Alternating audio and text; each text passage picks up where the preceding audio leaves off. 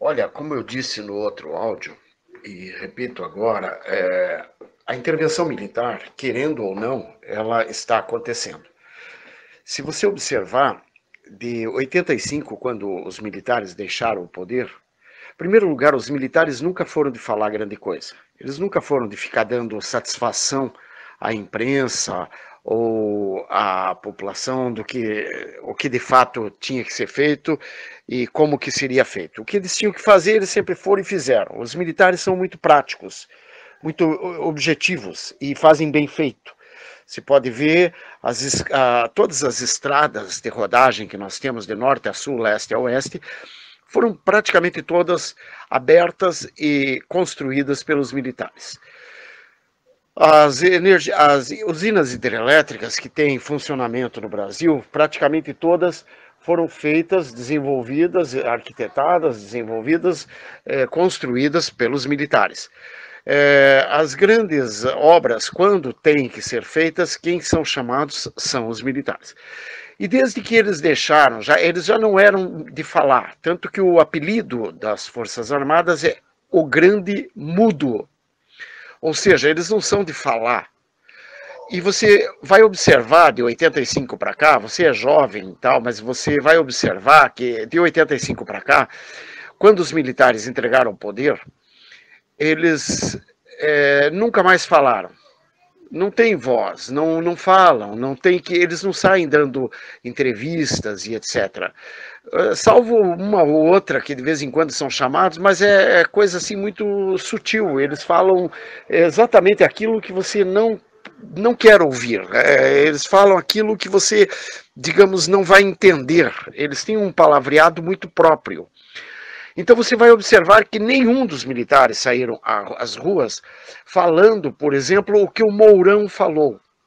Se você parar para analisar isso, sob o ponto de vista da prática, do hábito, né, porque o hábito faz o monge, você vai ver que quando o Mourão resolve abrir a boca, na verdade, ele está sendo um porta-voz. Veja bem, a hierarquia militar não permite que eu, Mourão, ou seja lá qualquer um que seja, eu não sou militar, mas digamos que eu fosse, qualquer um que seja militar, eles não permitem que esse militar saia se manifestando. Quando ele se manifesta, imediatamente ele é punido. A punição vai do afastamento dele de seus cargos até a prisão. Veja bem, quando ele se manifestou acerca da Dilma, o Mourão mesmo se manifestou acerca da Dilma há alguns anos atrás, o Mourão, ele era o comandante da 5ª RM, 5ª Região Militar, aqui no Sul. Ele mandava nessa região militar e ele tinha muitos homens à sua disposição. Algo assim como 40 mil homens, por exemplo, à sua disposição. Ou seja, ele era um comandante de altíssimo nível. E quando ele se manifesta, o que é feito? Imediatamente a Dilma pede a cabeça dele e ele é destituído do seu cargo de comando da 5ª RM e é conduzido a uma salinha, a um exercício, ao trabalho em digamos, um escritório. Fazer isso para um homem acostumado a uma tarefa, uma lide diária como era o Mourão, é o equivalente a condená-lo à morte, ao ostracismo. E você veja que o Mourão vai cumprir seus papéis como um funcionário de um escritório em Brasília, onde ele está até hoje, e ele fica quieto no canto dele. Ou seja, isso mostra que quando um militar abre a boca, ele imediatamente é punido. Quando o Mourão vai agora nessa casa maçônica em Brasília e fala sobre a intervenção militar, você viu que o primeiro que se manifestou foi justamente o Raul Jungmann, que é o ministro da Defesa. E ele vai ao general Vilas Boas e pede a cabeça de Mourão. Ou seja, pede que Mourão seja punido, possivelmente até com prisão. Por quê? Porque Mourão teria falado coisas que não deveria. Muito bem. O próprio Vilas Boas pega e diz, não vai haver nada, nós já tomamos, já conversamos e já resolvemos a situação, resolvemos o impasse. Então nós vemos que o Mourão, ele não foi falar algo que era única e exclusivamente de sua cabeça, era algo que está na conversa, digamos, de mesa da caserna, ou seja, a conversa de almoço, a conversa de café, a conversa de janta da caserna. É uma conversa que os militares têm entre si quando eles têm que tomar determinadas atitudes. Essas conversas não vêm a público normalmente. Quando um militar resolve abrir a boca em público, ou ele é punido se ele não pudesse falar sobre aquele assunto, e se ele não é punido, é porque ele realmente pode falar sobre aquele assunto, porque realmente aquilo é conversa corrente entre a liderança do alto comando das Forças Armadas. As Forças Armadas, diga-se de passagem, não é o Exército, é o Exército, Marinha e Aeronáutica. Todos os três, eles agem em uníssono, em consonância. Não existe, ali existe digamos, como eles chamam, um bloco monolítico, né? Um pensamento de bloco, é um pensamento bastante condensado, bastante rigoroso, rígido. Eles têm ideias muito adequadas acerca de tudo o que está acontecendo no país. Eles têm o serviço de informações deles, através desse serviço de informações eles vão tomando suas decisões. As decisões das Forças Armadas são todas elas pautadas pela disciplina e pela hierarquia.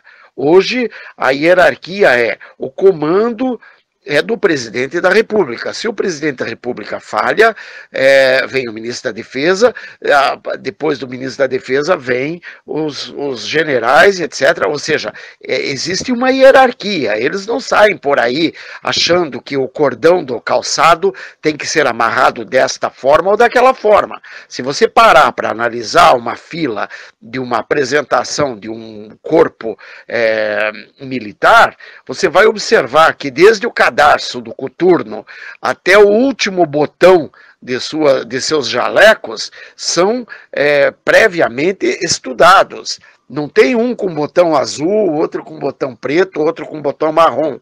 Não, é tudo estrategicamente estudado. É um bloco monolítico. Ou seja, eles não têm... eles não passam a pensar, não, eu acho que tem que ser assim, eu acho que tem que ser assado. Funciona de cima para baixo.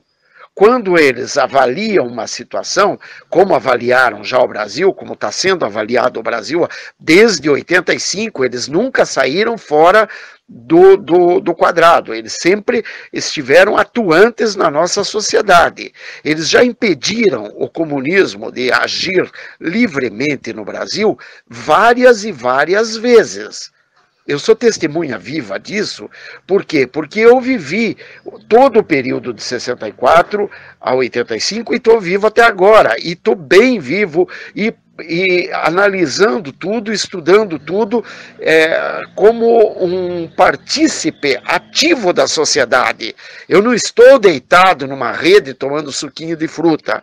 Não, eu estou analisando tudo como um ser humano que vive, que pensa, que age. Eu trabalho, eu pago impostos, eu tenho as minhas atividades sociais, as minhas atividades religiosas, as minhas atividades políticas, ou seja, eu sou um membro ativo da sociedade. E enquanto membro ativo da sociedade, eu posso analisar as coisas vendo pelo ângulo de um homem que estuda, que joga xadrez, por exemplo, porque isso é um grande tabuleiro de xadrez.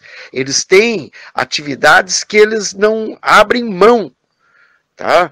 Por exemplo, várias ocasiões, você lembra, deve lembrar, há pouco tempo atrás, o próprio Evo Morales chegou a ameaçar o Brasil de mandar suas tropas para cá.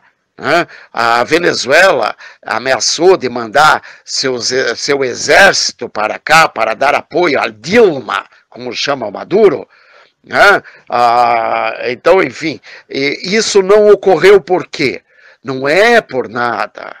Se você parar para analisar, você vai ver que aconteceu uma situação bastante interessante num voo, se não me engano, da Colômbia à Bolívia, uma coisa parecida ali, ou da Bolívia para a Colômbia, uma coisa parecida através da Latam. Nesse voo, todo o time de futebol da Chapecoense, grupo de futebol aqui de Santa Catarina, estava naquele voo.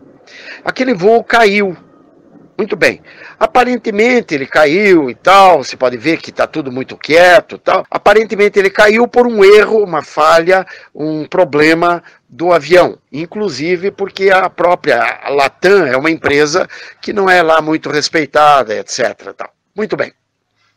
Vamos analisar um pouquinho mais friamente. A esquerda, ela atua através de atos terroristas. São atos que eles têm endereço próprio. Por exemplo, eu mando uma carta para o Luiz, essa carta vai para o Luiz, ela não vai para o Pedro. Se ela for para o Pedro, ela foi entregue errada. Então, a esquerda, ela trabalha da mesma forma, ela manda mensagens. Quais mensagens? Por exemplo, caiu um avião com um grupo de futebol lá em determinado lugar. Esse endereço pela minha forma de leitura política, Exército Brasileiro, não façam nada, porque vocês verão chuvas de aviões ao redor do mundo. Como o Exército Brasileiro, as Forças Armadas, podem tomar conta do Brasil, mas não podem, seus braços não são estendidos a vários outros países, eles sabem que colocam em risco a vida de muitas e muitas e muitas e muitas pessoas que estão em vários lugares por aí. Quando eles veem que isso pode acontecer, o que eles fazem? Eles começam a agir de forma mais anônima, de forma mais silenciosa, como eles já agem. Porque, veja bem, a diplomacia internacional exige um agir silencioso, um agir quieto. Então, você não sai gritando que o diplomata de tal ou qual país é isso ou é aquilo. Você age de forma mais sutil, até para tentar uma derrubada daquele diplomata. E é dessa mesma forma que tem que agir um grupo, um exército do porte do nosso, umas forças armadas do porte da nossa. Veja, nosso país é de proporções continentais. Consequentemente, o nosso exército tem que ser um dos melhores do mundo. E quem não acreditar nisso, que tome cuidado, porque é hora da onça beber água. E a onça, quando vai beber água, meu filho, pode notar, não fica nenhum animal em volta do rio. Porque na hora que a onça vai beber água, só tem para ela. Salvo um ou outro metido a besta que se aventura pelo caminho e que acaba sendo jantar da onça. Então, lembre, é hora da onça beber água. Grande abraço.